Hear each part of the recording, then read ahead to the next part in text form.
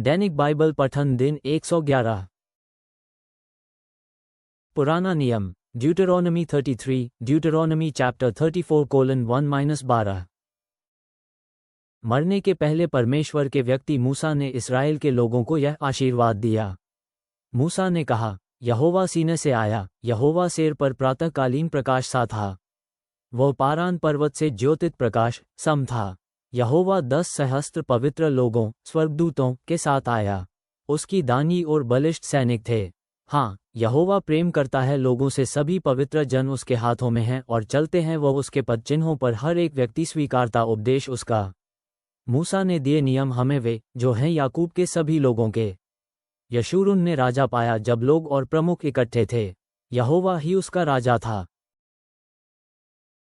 Reuben जीवित रहे, न मरे वह। उसके परिवार समूह में जन अनेक हों। मूसा ने यहूदा के परिवार समूह के लिए ये बातें कहीं। यहोवा सुने यहूदा के प्रमुख की, जब वह मांगे सहायता लाए, उसे अपने जनों में शक्तिशाली बनाए, उसे करे सहायता उसकी शत्रु को हराने मन। मूसा ने लेवी के बारे में कहा, तेरा अनुयायी सच्चा लेवी धारण करता उरीम तुम्मीम मस्सा पर तूने लेवी की परीक्षा की, तेरा विशेष व्यक्ति रखता उन्हें। लड़ा तू था उसके लिए मरीबा के जलाशयों पर। लेवी ने बताया निज माता पिता के विषय में, मैं न करता उनकी परवाह। स्वीकार न किया उसने अपने भाई को, या जाना ही अपने बच्चों को। लेवीवंशियों ने पाला आदेश तेरा और निभाई वाचा तुझसे, जो वे सिखाएंगे याकूब को नियम तेरे और इस्राएल को व्यवस्था जो तेरे। वे रखेंगे सुगंधी सम्मुख तेरे सारी होमबलि वेदी के ऊपर। यहोवा लेवीवंशियों का जो कुछ हो आशीर्वाद दे उसे, जो कुछ करे वह स्वीकार करे उसको। नष्ट कर उसको जो आक्रमण करे उन पर। बिन्यामीन के विषय में मूसा ने कहा, यहोवा का प्यारा उसके साथ सुरक्षित होगा। यहोवा अपने प्रिय की रक्षा करता सारे दिन, और बिन्यामीन की भूमि पर यहोवा रहता। मूसा ने यूसुफ के बारे में कहा, यहोवा दे आशीर्वाद उसके देश को। स्वर्ग की उत्तम वस्तुएं जहाँ हों, वह संपत्ति वहाँ हो जो धरती कर रही प्रतीक्षा। सूरज का दिया उत्तम फल उसका हो, महीनों की उत्तम फसलें उसकी हों। प्राचीन पर्वतों की उत्तम उपज उसकी हो, शाश्वत पहाड़ियों की उत्तम चीजें भी। आशीर्वाद सहित धरती की उत्तम भेंट उसकी हों। जलती झाड़ी का यहोवा उसका पक्षधर हो। यूसुफ के सिर पर वरदानों की वर्षा हो, यूसुफ के सिर के ऊपर भी जो सर्वाधिक महत्वपूर्ण उसके भ्राताओं में। यूसुफ के झुंड का प्रथम सांड गौरव पाएगा, इसकी सींगें सांड सी लंबी होंगी। यूसुफ का झुंड भगाएगा लोगों को, पृथ्वी की अंतिम छोर जहां तक जाती है। हाँ, वे हैं 10 सहस्त्र एप्रैम से, हाँ वे हैं 1 सहस्त्र मनश्शे से। जबूलून के बारे में मूसा ने कहा, जबूलून खुश हो जाओ जब बाहर, और इस्साकार रहे तुम्हारे डेरों में। वे लोगों का आह्वान करेंगे अपने गिरी पर, वहां करेंगे भेंट सभी सच्ची बलि। क्यों? क्योंकि वे लोग सागर से निकालते हैं धन, और पाएंगे बालू में छिपा हुआ जो धन है। मूसा ने गाद के बारे में कहा, स्तुति करो परमेश्वर की जो बढ़ाता है गाद को। गाद लेटा करता सिंह सदृश, वह उखाड़ता भुजा, भंग करता खोपड़ियां। अपने लिए चुनता है वह सबसे प्रमुख हिस्सा, और आता वह लोगों के प्रमुखों के संग करता वह इस्राएल के संग जो यहोवा की इच्छा होती है, और यहोवा के लिए न्याय करता है। दान के बारे में मूसा ने कहा, दान सिंह का बच्चा है जो बाशान में उछला करता। नप्तली के बारे में मूसा ने कहा, नप्तली तुम लोगे बहुत सी अच्छी चीजों को, यहोवा का आशीर्वाद तुम्हें पूरा है। ले लो पश्चिम और दक्षिण प्रदेश। मूसा ने आशा के बारे में कहा, आशा को पुत्रों में सर्वाधिक है आशीर्वाद। उसे निज भ्राताओं में प्रिय होने दो, और उसे अपने चरण तेल से धोने दो। तुम्हारी अर्गलाएं लोहे का से होंगे, शक्ति तुम्हारी आजीवन रहेगी बनी।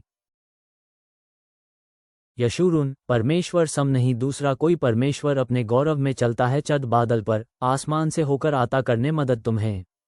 शाश्वत परमेश्वर तुम्हारी रशरण सुरक्षित है, और तुम्हारे नीचे शाश्वत भुजाएं हैं। परमेश्वर जो बल से दूर हटाता शत्रु तुम्हारे, कहता है वह नष्ट करो शत्रु को। ऐसे इस्राएल रक्षित रहता है जो केवल याकूब का जलस्रोत धरती में सुरक्षित है। अन्न और दाखमधु की सुभूमि में, हाँ उसका स्वर्ग वहाँ हिम बिंदु भेजता। इस्राएलियों तुम आशीषित हो, यहोवा रक्षित राष्ट्र तुम, न कोई तुम सम अन्य राष्ट्र।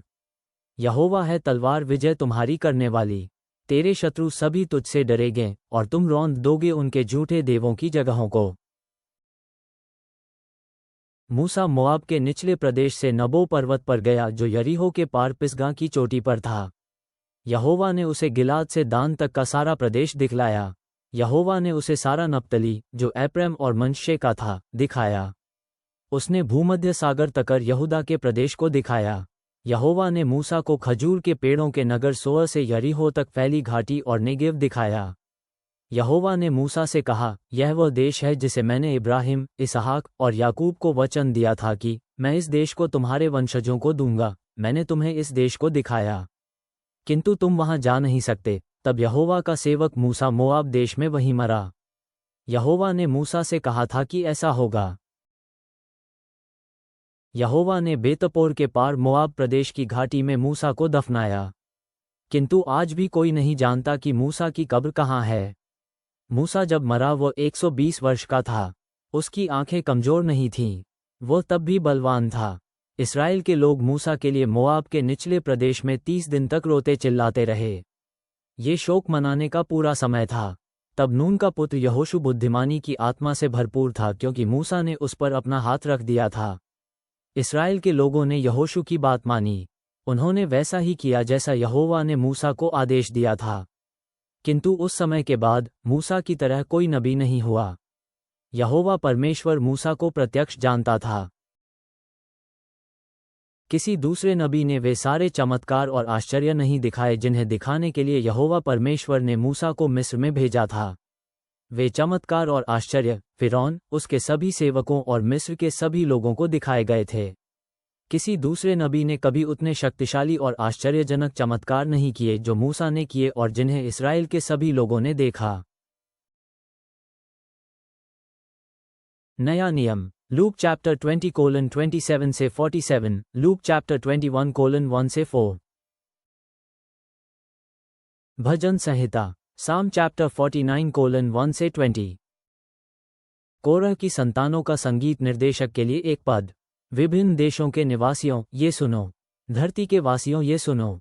सुनो अरे दीन जनों, अरे धनिकों सुनो। मैं तुम्हें ज्ञान और विवेक की बातें बताता हूँ। मैंने कथाएं सुनी हैं, मैं अब वे कथाएं तुमको निज वीणा पर सुनाऊंगा। ऐसा कोई कारण नहीं जो मैं किसी भी विनाश से डर जाऊं। यदि लोग मुझे घेरे और फादा फैलाए, मुझे डरने का कोई कारण नहीं। वे लोग मूर्ख हैं जिन्हें अपने निज बल और अपने धन पर भरोसा है। तुझे कोई मनुष्य मित्र नहीं बचा सकता। जो घटा है उसे तू परमेश्वर को देकर बदलवा नहीं सकता। किसी मनुष्य के पास इतना धन नहीं होगा कि जिससे वो स्वयं अपना निज जीवन मोल ले सके। किसी मनुष्य के पास इतना धन नहीं हो सकता कि वह अपना शरीर कब्र में सड़ने से बचा सके। देखो, बुद्धिमान जन, बुद्धिहीन जन और जड़मती जन एक जैसे मर जाते हैं और उनका सारा धन दूसरों के हाथ में चला जाता है।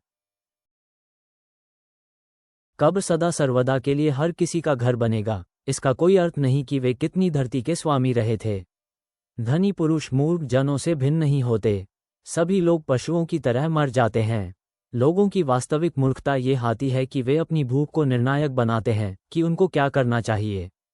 सभी लोग भेड़ जैसे हैं। कब्र उनके लिए बाड़ा बन जाएगी।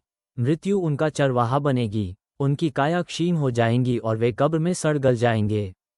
किंतु परमेश्वर मेरा मूल्य चुकाएगा और मेरा जीवन कब्र की शक्ति से बचाएगा। वो मुझको बचाएगा। धनवानों से मत डरो कि वे धनी हैं। लोगों से उनके वैभवपूर्ण घरों को देखकर मत डरना। वे लोग जब मरेंगे कुछ भी साथ न ले जाएंगे। उन सुंदर वस्तुओं में से कुछ भी न ले जा पाएंगे। लोगों को चाहिए कि वे जब तक जीवित रहें परमेश्वर की स्तुति करें। जब परमेश्वर उनके संग भलाई करे तो लोगों को उसकी स्तुति करनी चाहिए। मनुष्यों के लिए एक ऐसा समय आएगा जब वे अपने पूर्वजों के संग मिल जाएंगे। फिर वे कभी दिन का प्रकाश नहीं देख पाएंगे। धनी पुरुष मूर्ख जनों से भिन्न नहीं होते। सभी लोग पशु समान मरते हैं।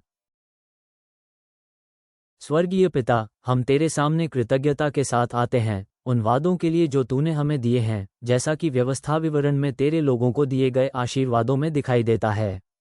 हमें अपनी योगदान की सच्ची कीमत पहचानने में मदद कर, जैसा कि लूका में विधवा के दान के उदाहरण से स्पष्ट होता है, ये समझते हुए कि राशि नहीं बल्कि इसके पीछे का हृदय ही तुझे प्रसन्न करता है। हमें भजनकार की बुद्धि से सीखने दे कि सांसारिक संपत्ति से अधिक आध्यात्मिक धन को महत्व दें, तेरी शाश्वत योजना पर भरोसा रखते हुए। हमें उदारता और विश्वास के साथ जीने के लिए मार्गदर्शन कर, ताकि हम जो कुछ भी करें उसमें तेरे प्रेम को प्रतिबिंबित करें। सारी महिमा तुझी को हो अब और हमेशा, आमेन।